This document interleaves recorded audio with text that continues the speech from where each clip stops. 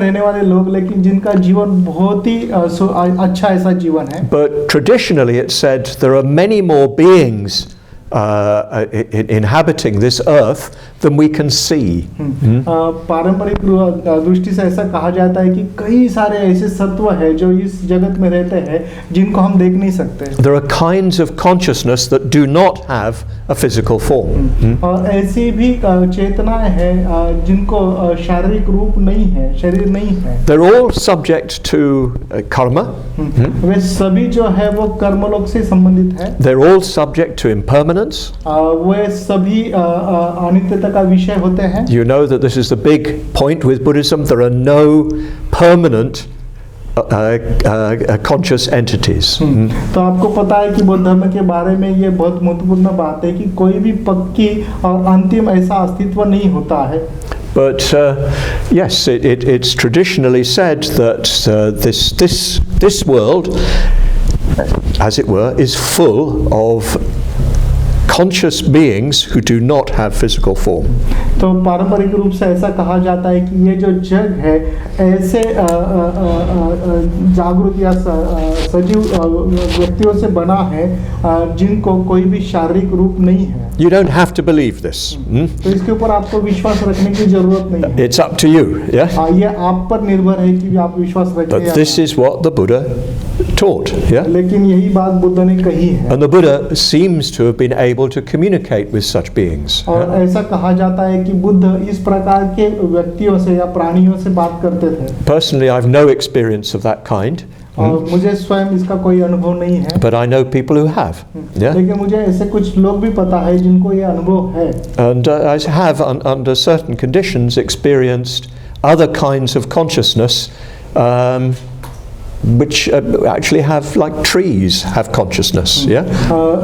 एक अर्थ से ये भी अनुभव करते हैं हम कि दूसरे प्रकार की जो जानी या चेतना होती है उस प्रकार की बातें हमारे इर्द गिर्द है, जैसे वृक्ष में कुछ चेतनाएं होती है. In fact, you could say that there's consciousness in everything. हम ऐसा भी कह सकते हैं कि हर एक बात में ही चेतना है. It's not like our consciousness. लेकिन वो हमारे जैसी चेतना नहीं है. But there's consciousness in everything. लेकिन हर एक बात में चेतना है. So yes, according to Buddhist tradition, there's kinds of consciousness that do not have any physical form. और बौद्ध परंपरा के अनुसार ऐसी भी कई सारी चेतनाएं हैं जिनको किसी भी प्रकार का शारीरिक ऐसा रूप नहीं है. Not one that we can see. वो ऐसे लोग नहीं है जिनको हम देख सके. But they do have a sensuous experience. Yeah. लेकिन उनको जो इंद्रिय अनुभव है वो होता है. Then above them you have the gods of the Rupaloka. और उसके ऊपर जो है वो रूपलोक के देव हैं. And that corresponds to the states of the first, second, and third dhyana, fourth dhyana. और ये जो चार रूपलोक के ध्यान है उससे ये संबंधित है, उसके अनुभव जैसा है. When you become very, very concentrated, you become, if you like, for a while, a god. जब आप सही में एकाग्र हो जाते हो ध्यान में, तो अगर आपको लगता है तो इस तरह से सोच सकते हो कि आप एक प्रकार से देव बन जाते हो. And again, the Buddhist tradition is that if you develop those states to a sufficient degree, when you die, you will inhabit them for some time. और बौद्ध परंपरा ऐसी करती है कि लंबे समय तक अगर आपने रूप का अनुभव किया और उसके पश्चात अगर आप मृत्यु पाते हो, मर जाते हो, तो कुछ समय तक आप देवलोक की अवस्था में रहते हो. And then of course beyond that are the gods of the Arupaloka. और उसके ऊपर जो है या उसके पीछे जो है अरूपलोक के देव है. So what are you to make of all that? Yeah. तो फिर इसका अर्थ क्या है? कैसे आप लगाएंगे इसका? Of course we're not talking about the Hindu gods traditionally conceived. तो जिस प्रकार से हिंदू देवों को देखा जाता है उस प्रकार से हम यहाँ पर देवों की बात नहीं कर रहे हैं. Because as far as I understand, those are considered as permanent and essential. और जहाँ तक मुझे मैं समझता हूँ ये हिंदू देवता जो है उनको नित्य माना जाता है और बहुत आवश्यक माना जाता है. But all these beings, any consciousness is going to be impermanent. लेकिन यहाँ पर जो भी सत्व है या जो भी कोई चेतना है वो एक प्रकार से अनित्य है. So you could be in one life, some sort of high God. शायद आप एक जीवन में ऊंचे प्रकार के देव होंगे, And then if your karma is not particularly good, you'll go down in the scale of things. अगर वहाँ उस समय आपका कर्म अगर उतना अच्छा नहीं रहा तो आप उस स्केल में नीचे आओगे, You'll go round and round the wheel of life. और फिर आप भव चक्र में गोल गोल घूमते रहोगे। So you're not required to believe all this. तो जरूरत मतलब आपसे ये जरूरी नहीं है कि आप इसके ऊपर विश्वास रखें, But you shouldn't simply dismiss it. लेकिन केवल इसको नकारना भी नहीं चाहिए। I think that as sincere practitioners, as disciples of the Buddha, we should be open to the being things in this world that we don't know about. एक सच्चे आचरणकर्ता के रूप में और बुद्ध के शिष्य के रूप में हमने इस बात पर विश्वास, हमने खुला रहना चाहिए। The last bit. But there are things that we don't know about. तो इस बात के लिए खुला रहना चाहिए कि ऐसी कई सारी बातें होगी जिसको हमें पता नहीं है, जिसके प्रति हम जागरूक नहीं हैं। So I remember somebody asking Bhante, can you be an order member if you do not believe in rebirth? तो किसी ने भंते जी को ये पूछा कि अगर कोई धर्मचारी या संघ सदस्य है जो पुनर्जन्मों पर विश्वास नहीं रखता तो क्या वो संघ सदस्य रह सकता है? So Bhante said, well, you are not required as an order member to believe in rebirth. तो भंते जी ने ये कहा कि आपसे ये मांग नहीं की जाती कि एक संघ सदस्य के रूप में आप पुनर्जन्म पर विश्वास रखें। But if you explicitly denied rebirth, well then that is incompatible with going for refuge to the Buddha, Dhamma and Sangha. लेकिन उन्हें कहा कि बिल्कुल नकारात्मक रूप से अगर पुनर्जन्म को आप नकारते हो तो एक प्रकार से आप फिर शरणगमन जो है शरणगमन what was the last bit, that's incompatible with going for refuge. वो आपके शरणगमन से फिर मेल नहीं खाएगा। So in a way what you're required to do is be open to the Buddha's teaching. तो आपसे क्या मांग की जाती है, तो आपने बुद्ध की शिक्षा के प्रति खुला होना चाहिए and recognize that there may be something that you don't yet understand. और इस तरह से वो खुलापन होना चाहिए कि शायद ऐसी कोई बातें हो सकती है जिसको आप अभी समझ नहीं पा रहे हैं। But if you've closed your mind, that's a problem. जब आप आपका मन ही बंद कर दोगे तो वो समस्या है। So I'd say it was the same with this idea of there being many different kinds of awareness. तो ये जो अलग-अलग प्रकार की जो जागृतियाँ होती है उसके प्रति भी मुझे लगता है कि यही भाव होना चाहिए। You're not required to say yes, there is. आपसे ये मांग नहीं की जाएगी कि ये आप ऐसा बोलो कि हाँ ये वहाँ पर है। But you don't know. You haven't seen it for yourself. Maybe. क्योंकि आपने उनको आप स्वयं ने उनको देखा नहीं है, शायद देखा भी होगा। But if you say no, there's no such thing, you're closing yourself off to what the Buddha considers consciousness to be. लेकिन अगर आप कहते हो कि नहीं ऐसा कुछ भी नहीं है, तो एक प्रकार से आप बुद्ध ने जिस प्रकार की चेतनाओं की या जागृति के बारे में कहा है उसके बारे में स्वयं को फिर आप बंद कर दोगे। You could say, what is knowledge? आप ऐसा कह सकते हो कि ज्ञान क्या है? In a way, the primary knowledge is knowledge that you gain through your own direct experience. Yeah. तो पहला जो प्राथमिक स्वरूप का ज्ञान जो होता है वो आपके प्रत्यक्ष अनुभव से आता है। And in the end, that's the only reliable one.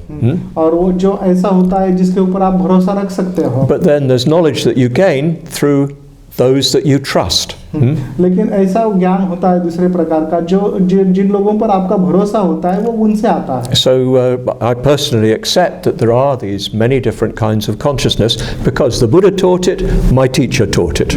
और मैं स्वयं इसके ऊपर विश्वास रखता हूँ कि अलग-अलग प्रकार की चेतनाएं हो सकती है क्योंकि बुद्ध ने वो बात कही है और मेरे गुरु ने वो बात कही है। And I await further experience to back that up.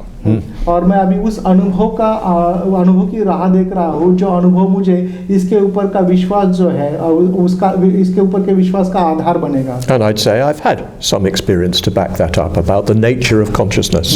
और चेतना का जो स्वभाव है उसके बारे में कुछ अनुभव मैंने लिया है जो इसका आधार बनता है। So all of this schema takes place in the context of multiple consciousnesses. तो ये सारी जो कल्पना है वो इस आधार पर है कि कई सारी ऐसी चेतनाएं हैं या जागृतियां हैं. The Mount Meru itself represents the Kamaloka dimension. ये मेरु पर्वत जो है उसका कामलोक का आयाम दर्शाता है. But there are levels beyond that. लेकिन उससे ऊपर भी कई सारे स्तर हैं. And they're all inhabited by beings. और वहाँ पर सारे के सारे सत्व रहते हैं. Some of them are so subtle that it's almost unimaginable to us. तो वो कुछ तो इतने सूक्ष्म है कि हम उनकी कल्पना भी नहीं कर सकते. And some of them are much more coarse than our own. तो हम जैसे हैं उससे भी वो ज़्यादा ओबड़ खाबड़ है. कोर्स बराबर है? Unsubtle, something like that. Yeah. ओबड़ खाबड़ बराबर ना? Coarse. कोर्स. हाँ बराबर है. Kaccha. ओबड़ खाबड़ कच्चा भी बोल सकते हैं.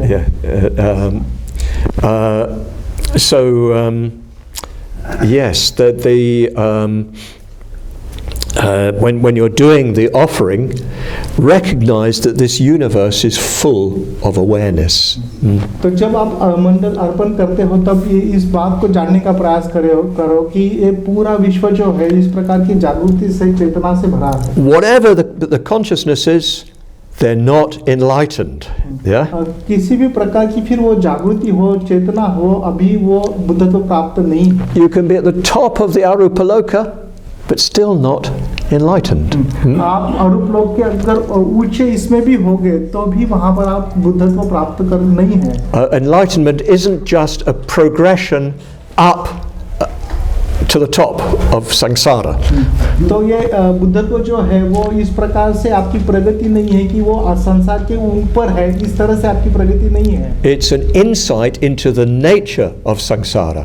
तो संसार के जो सत्यता है संसार की उसके दृष्टांत में वो समाया है. And anybody who practices can attain that insight. और कोई भी अगर इसका सराव करता है अभ्यास करता है तो किसी को भी बुद्धत्व प्राप्त हो सकता है. अंतर्दृष्टि प्राप्त हो सकती है. But the best place to make that effort is there. लेकिन वहाँ सबसे अच्छा अगर जगह कौन सी होगी अभ्यास करने की या इसका आचरण करने की तो वो जगह वहाँ पर है. Just here. यहाँ पर है. And not just on Jambudvipa, but at the Vajrasana. केवल जम्बूद्वीप में नहीं तो वज्रासन के करीब. There could not be a better place. इससे बढ़िया बेहतर जगह कहीं पर नहीं मिलेगी. And I hope this at least presents the whole picture of the mandala. तो आशा करता हूँ कि मंडला का ये पूरा चित्र अभी हमारे सामने आया होगा. So try to find some time to sit together in little groups. समय निकालिए छोटे-छोटे गुटों में इकट्ठा बैठने के लिए. And just discuss your experience. और आपके अनुभव की चर्चा कीजिए. And tomorrow I will give an opportunity for questions. तो कल मैं आपको सवाल पूछने का अवसर दूंगा. I know that we've gone quite quickly over this material. हमने बहुत जल्दी ही ये सारा जो अभ्यास है उसको कर लिया है. So there may be questions you've got that I've already mentioned. जो भी कुछ मैंने अभी तक कहा है उसके बारे में आपके मन में शायद कुछ सवाल हो. That's okay. I don't expect everything to go in at once. मैं ये नहीं अपेक्षा करता कि सारी बातें आपके मन में एक साथ से आएगी घुसेगी. So anything that's not clear to you, ask. अगर कोई भी बात आपको स्पष्ट नहीं है तो कृपया पूछें. If it's not clear to you, it's probably not clear to other people. जो बात आपको स्पष्ट है शायद बाकी लोगों को भी वो बात स्पष्ट होगी. I hope it's clear to me, but we'll see. आशा करता हूँ कि मुझे कम से कम वो स्पष्ट होगी. देखते हैं क्या होगा. You can test me. Yeah. आप मेरी परीक्षा ले सकते हैं. Just anything you think, why? What's that for? तो आप कोई भी बात के बारे में ऐसा पूछ सकते हो सोच सकते हो कि ये किस लिए है. Subhuti explained that, but his explanation didn't really satisfy me. आप ऐसा भी सोच सकते हैं कि सुबुति ने तो इसका विश्लेषण किया है लेकिन ये विश्लेषण मुझे समाधान नहीं देता है. So use that power of reflection that you have because you live in Jambudvipa. तो जो शक्ति या ऊर्जा आपके चिंतन के आपके पास है क्योंकि आप जम्बूद्वीप में रहते हो तो उसका इस्तेमाल करें. I think this is so important. Our movement should be distinguished by the reflectiveness of its members. तो हमारा जो आंदोलन है वो उसका थोड़ा सा अलग ऐसा क्या बोलेंगे उसको, वो अलग होनी चाहिए, खासकर उनके चिंतनात्मक या सोचने के जरिए से। Not just knowing the information. केवल हमने माहिती या जानकारी केवल रखकर नहीं, But understanding its true significance from a spiritual point of view. लेकिन उसका धार्मिक अर्थ से जो महत्व है उसको समझकर। Namo Buddhaya. Jai Bhim.